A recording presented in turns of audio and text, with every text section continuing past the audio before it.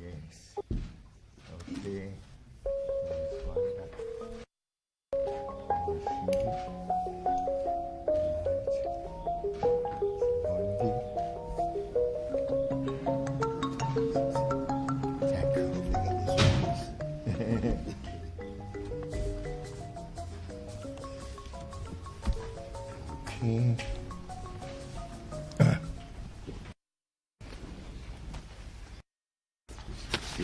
My page.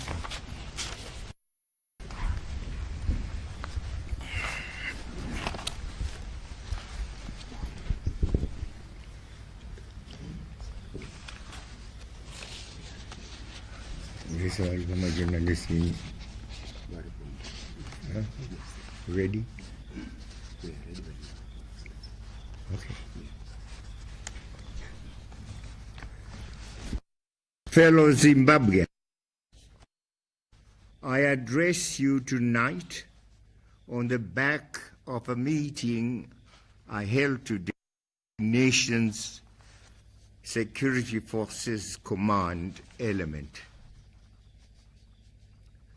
This meeting, which was facilitated by a mediating team led by Father Fidelis Mkonori S.J. of the Catholic Church, for an operation by the Defense Forces in the week that has gone by, and which was triggered by concerns arising from their regional state of affairs in our country and in the ruling ZANU-PF party. Whatever the pros and cons of the way they went about registering those concerns, I, as the President of Zimbabwe and as their Commander-in-Chief, do acknowledge the issues they have drawn my attention to, and do believe these were raised in the spirit of honesty and out of deep and patriotic concern for the stability of our nation and for the welfare of our people.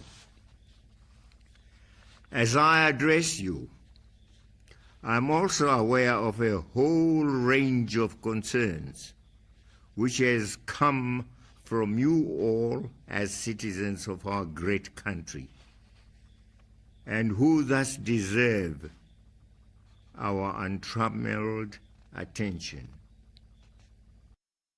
Today's meeting with the command element has underscored the need for us to collectively processes that return our nation to normalcy, so all our people can go there unhindered in an environment of perfect peace and security, assured that law and order obtain and prevail as before, and endure into.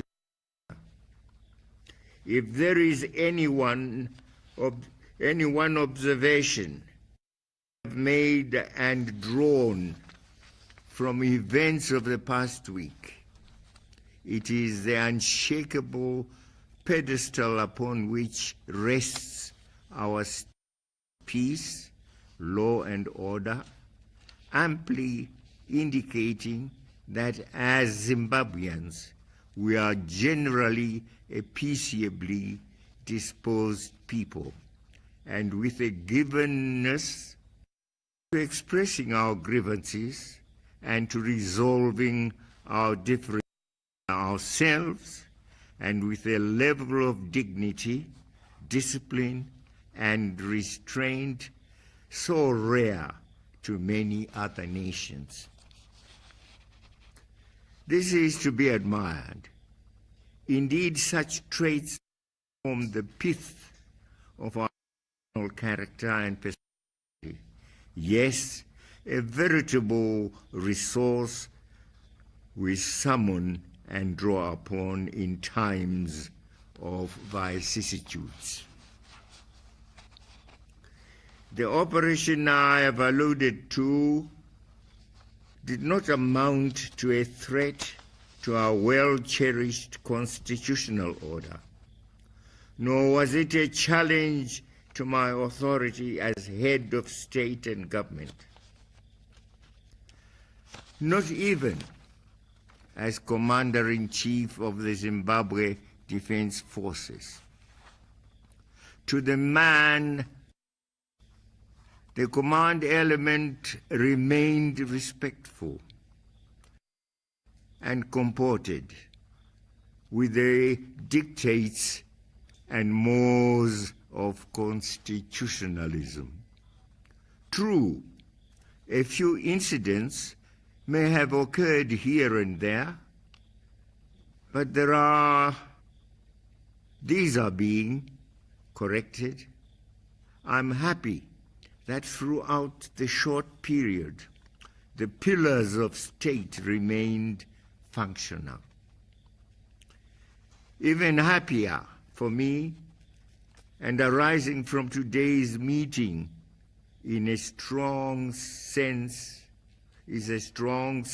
of collegiality, comradeship, now binding the various arms of our security establishment. This should redound to greater peace and offer an abiding sense of security in communities and in our entire nation. Among the issues discussed is that relating to our economy, which, as we all know, is going through a difficult patch. Our great concern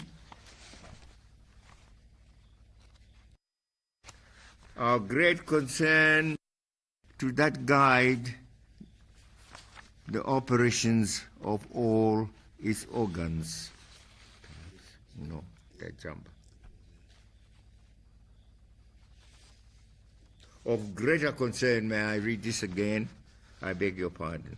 Of greater concern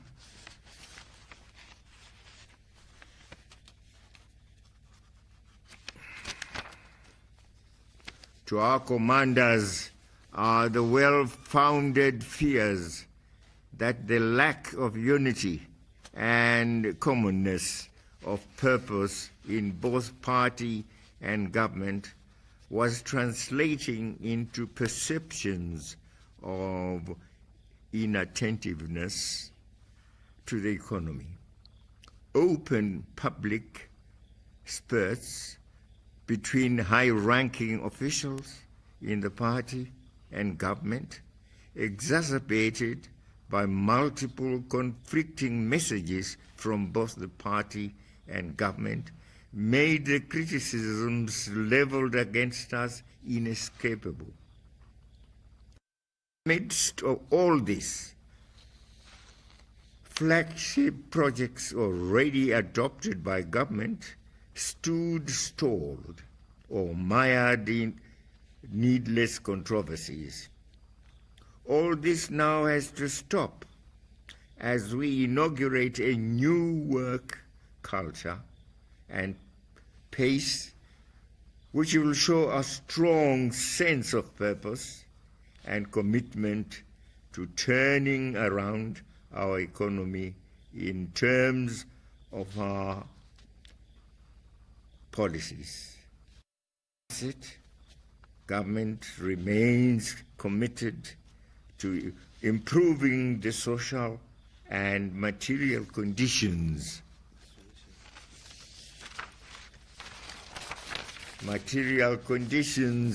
of the people.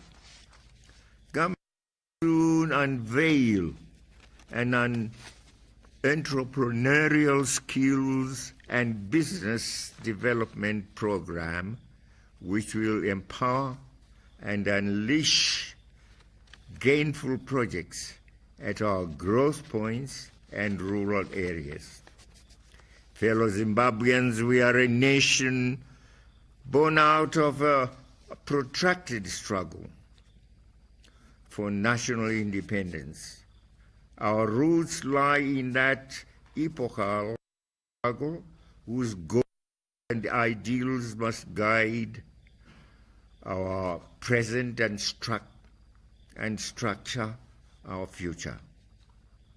The tradition of resistance is our collective legacy, whose core tenets must be subscribed by all across generations and across times. Indeed, this too was a great concern for our commanders, who themselves were makers of that revolution, and often at very tender age and at great personal peril. We still have in our various communities veterans of that founding struggle, who might have found the prevailing management of national and party issues quite alienating. This must be corrected without delay, including ensuring that these veterans continue to play central roles in the lives of our nation. All recognize that their participation in the war of liberation exacted lifelong costs, which, whilst hardly repayable, may still be assuaged and ameliorated. In respect of the party and the party issues raised by the commanders and by the general membership of ZANU-PF, there too stand acknowledged. These two stand acknowledged. They have to be attended to with a great sense of urgency. However, I am aware that as a party of liberation, ZANU-PF has over the years written elaborate rules and procedures that guide the operations of all its organs and personnel. Indeed, the current criticism raised against the command element,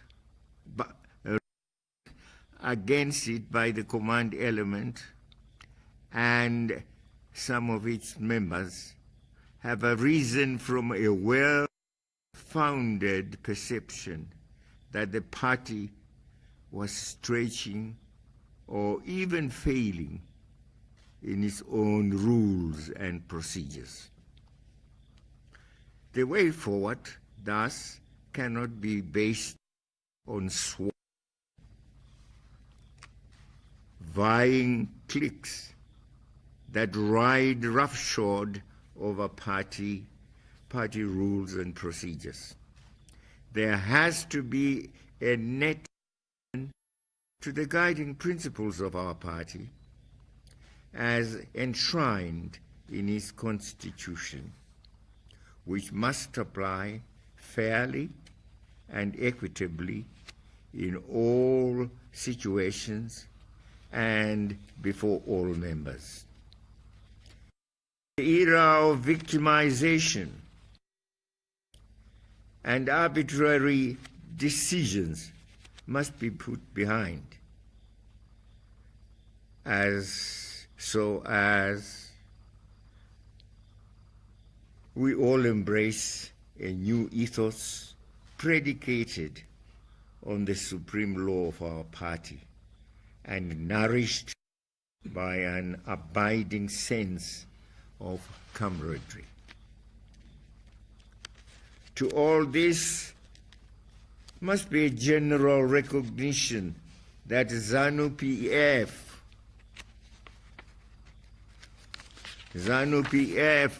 is a party of traditions and has been served by successive generations bound together by shared ideals and values which must continue to reign supreme in our nation. Hints of intergeneration conflict must be resolved through a harmonized melding of old established players as they embrace and welcome new rules, new ones through a well-defined sense of hierarchy. And indeed, all these matters will be discussed and settled at the forthcoming Congress within the framework of a clear roadmap that seeks to resolve once and for all any omissions or contradictions that have affected our party negatively. The Congress is due in a few weeks from now. I will preside over its processes, which must not be prepossessed by any acts calculated to undermine it or to compromise the outcomes in the eyes of the public. As I conclude this address, I am aware that many developments have occurred in the party or have been championed and done by individuals in the name of the party. The failings of the past and the anger these might have triggered in some quarters, such developments are quite understandable. However, we cannot be guided by bitterness or vengefulness, both of which would not make us any better party members or any better Zimbabweans. Our hallowed policy of reconciliation, which we pronounced in 1980, through which we reached out to those who had occupied and oppressed us for nearly a century, and those we needed fire with in a war, surely cannot be unavailable to our own, both in the party and in our nation. We must learn to forgive and resolve conditions, real or perceived, in a comradely Zimbabwean spirit. I am confident that our whole nation at all levels gets refocused as we put shoulder to the wheel amidst the promising agricultural season or rains. Let us all move forward, reminding ourselves of our wartime mantra: weneni nebasa. I thank you and good night. Sorry. 1 or 2.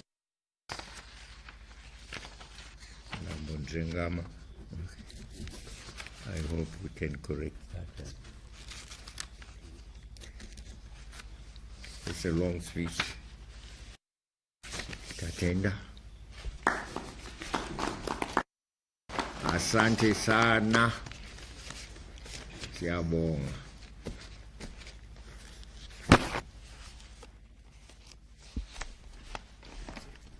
Tatenda.